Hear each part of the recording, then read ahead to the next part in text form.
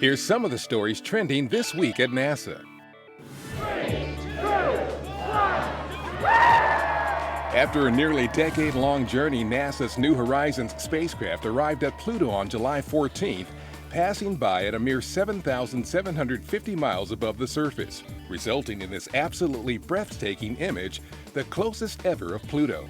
Initial congratulations included a Twitter post from the White House and from iconic figures in the scientific community. Now the solar system will be further opened up to us, revealing the secrets of distant Pluto. But before that could happen, the New Horizons team knew they still needed to hear from the spacecraft with one last critical piece of data. Whether it survived the passage through the Pluto system, and hopefully it did. That wait ended when New Horizons phoned home just before 9 p.m. Eastern Daylight Time. We have a healthy spacecraft. We've recorded data of the Pluto system, and we're outbound for Pluto.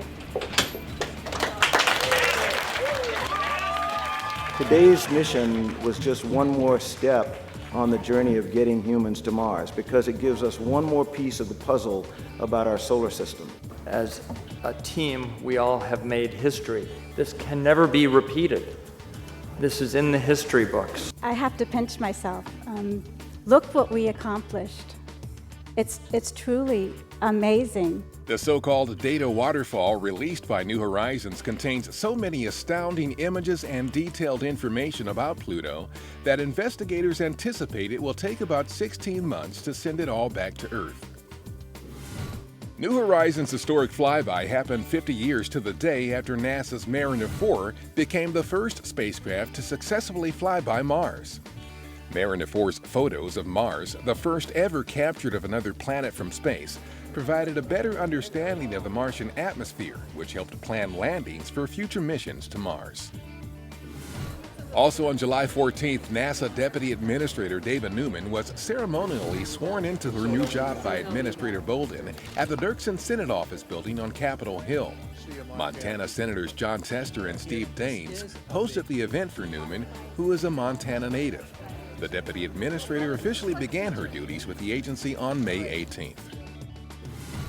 Data from the NASA-NOAA Suomi National Polar Orbiting Partnership satellite is helping the U.S. Department of Agriculture Forest Service detect smaller wildfires in more detail than previous space-based products. The high-resolution data have been used with a cutting-edge computer model to predict how a fire will change direction based on weather and land conditions.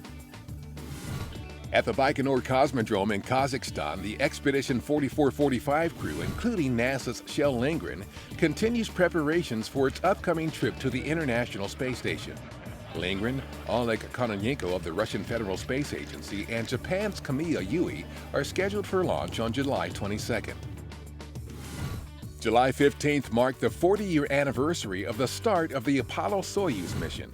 The landmark mission saw a Soyuz spacecraft launched from Russia and an Apollo spacecraft launched from the Kennedy Space Center in Florida complete the first ever international docking between two space vehicles. Apollo-Soyuz was an important precursor to cooperation between the two countries and construction of the International Space Station. And that's what's up this week at NASA. For more on these and other stories, follow us on social media and visit www.nasa.gov/twan.